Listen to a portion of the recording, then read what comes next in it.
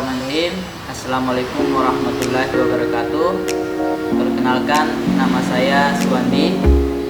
Saya sebagai sekretaris Desa Tampiala, Kecamatan Dampak Selatan, Kabupaten Tolikara. Terkait pembahasan atau pertemuan hari ini, saya akan membicarakan mengenai program dana desa untuk tahun anggaran 2022. Mengenai dana desa, sebenarnya banyak aturan yang turun sebenarnya dari Kemendes atau Kementerian Desa. Itu sudah dibagi-bagi, termasuk bantuan langsung tunai mengenai COVID, penganggaran COVID itu sebanyak 8%, mengenai prioritas dana desa hanya sampai 32%, pangan itu kurang lebih 20%. Jadi mungkin program ini sangat bagus untuk semua desa atau yang sudah menganggarkan ketahanan pangan, termasuk naik pertanian.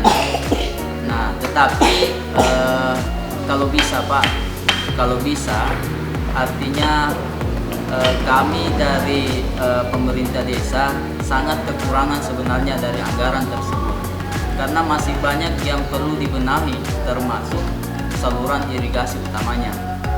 Nah, saluran irigasi ini utama untuk pertumbuhan padi sawah sebenarnya, kemudian jalan kantong produksi. Belum ada yang sebenarnya layak untuk dilalui oleh masyarakat. Nah, inilah yang menjadi kendala sebenarnya di desa kami. Sebenarnya untuk ketahanan pangan itu, untuk pendapatan hasil produksi untuk desa kami sangat bagus. Cuman hal atau jalan yang menjadi kendala, kemudian terutamanya saluran irigasi atau drainase yang perlu. Nah, kita mau anggarkan di dana desa, anggaran tersebut tidak cukup sebenarnya. Yang 20% itu berapa sih sebenarnya? Nah, sangat terbatas. Nah, yang ketiga yang mengenai penganggaran COVID 8%. Nah, ini juga sebenarnya apa yang sebenarnya kita harus anggarkan di situ. COVID 8% terbuang saja sebenarnya kalau saya mau pikir. Iya, buang-buang saja. Nah, COVID ini kalau kita mau lihat bagaimana ya, mau nyata mau tidak, saya tidak tahu, perkirakan Pak, ada dan tidaknya. Tetapi kalau memang aturan yang harus dianggarkan, kita harus atuhi aturan, tidak bisa tidak dianggarkan. Nah, seperti itu. Tapi kalau saya mendingan dihilangkan saja itu. Lebih baik masukkan saja di prioritas dana desa. Apa yang menjadi keinginan pemerintah desa setempat untuk membangun desanya, pastikan ada prioritas yang ingin kita bangun sebenarnya. Tapi kalau dibatasi seperti ini, kita tidak bisa bergerak apa-apa. Tidak bisa. Karena memang dibatasi anggarannya. Sudah ada ketentuan dari Kementerian Desa.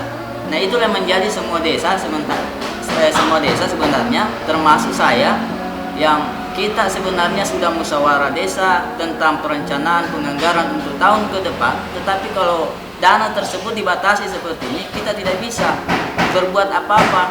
Mengharap dana dari APBD 1, APBD 2 atau APBN itu belum tentu. Hanya kita bisa mengusulkan yang ketentuan dari mereka, tidak bisa kita. Kalau memang dana desa untuk diprioritaskan untuk kita, memang tidak ada aturan yang turun kita untuk menganggaran untuk pembangunan, pemberdayaan, ketentuan dari kepala desa tersebut, kita bisa memprogramkan untuk desa kita sendiri. Mengenai ketahanan pangan sekitar 20%. Jadi terkait dengan penganggaran untuk tahun 2022 untuk khususnya Desa Tampiala untuk dana desa, itu kemarin sudah ada anggaran yang sudah ada, itu kurang lebih 700 juta. Nah, itulah yang menjadi sebenarnya patokan kita dari desa sebenarnya mengenai BLT juga sampai 40%. Jadi kalau untuk sebenarnya untuk program desa atau prioritas desa itu sangat minim sebenarnya buat saya, karena sudah dibagi-bagi, sudah ada ketentuan. Kemudian mengenai BLT itu, kita di sini sebenarnya di mana sih sebenarnya terdampaknya? Di mana sih sebenarnya terdampak? Kalau kita melihat, nah, Kalau tapi mengenai penganggaran BLT, kalau sudah ada ketentuan seperti itu dari Kemendes, tentu kita harus patuhi aturan itu. Karena bila kita tidak menganggarkan hal tersebut, pasti kan ada kekurangan, ada kendala nantinya pada saat kita pencairan dana desa. Tentu kan harapan saya semoga dari pemerintah setempat, kabupaten ataupun provinsi bisa melihat atau merubah aturan yang telah ditetapkan. Artinya janganlah mengambil satu contoh mungkin di Jawa begitu Bang. Nah mungkin kita bisa lirik mungkin di Sulawesi, apakah memang banyak terdapat COVID sehingga aturan itu bisa meratakan se-Indonesia. Nah mungkin kita bisa melirik itu Pak, seperti contohnya BLT. Nah inilah yang menjadi salah satu banyak persoalan untuk kecamatan kami untuk Dampak Selatan mengenai bantuan langsung tunai yang ditetapkan itu 40%. Nah itulah barangkali Pak harapan saya, semoga pemerintah dari pusat bisa melirik dan bisa membenahi aturan tersebut atau membijaki sedikit tentang mungkinkah ada salah satu untuk kebijakan untuk mungkin daerah Sulawesi seperti itu. Tidak usah disamaratakan seperti itu Pak. Kalau mau saya, artinya untuk keinginan kita di sini.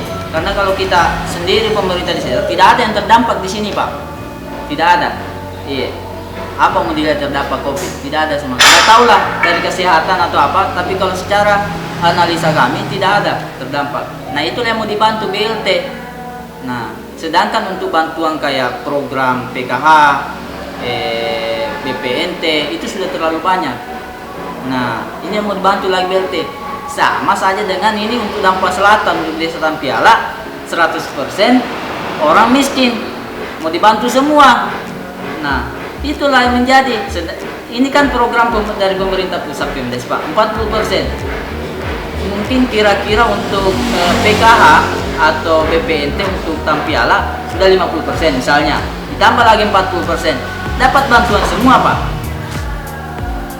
Seperti itu. Kalau diwajibkan itu 40%. Nah kalau memang ada kebijakan, kalau menurut sesuai dengan wilayah masing-masing seperti apa, berapa yang terdampak COVID, berapa yang bisa dikasih, itulah yang disarankan untuk atau dianjurkan untuk bantuan langsung tunai. Seperti itu. Ya harapan saya semoga pemerintah bisa melihat atau melirik desa-desa yang bisa dibijaki lah seperti itu. Nah, kemudian untuk bantuan-bantuan mungkin dana desa Pak mungkin bisa ditambah barangkali. Ini sangat minim untuk perkembangan desa kami, khususnya untuk Dampak Selatan, Desa Tampiala. Kalau anggaran hanya 700 juta, apalagi sudah ada ketentuan seperti itu, mungkin 5 atau 7 kepala desa Pak belum bisa berkembang atau mandiri desanya. Seperti itu. Ya terima kasih Pak, mungkin hanya itu dari saya.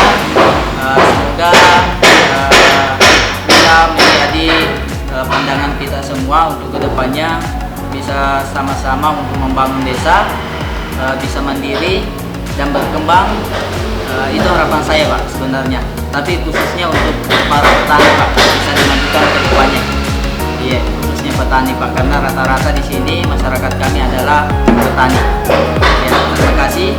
Sekian, wassalamualaikum.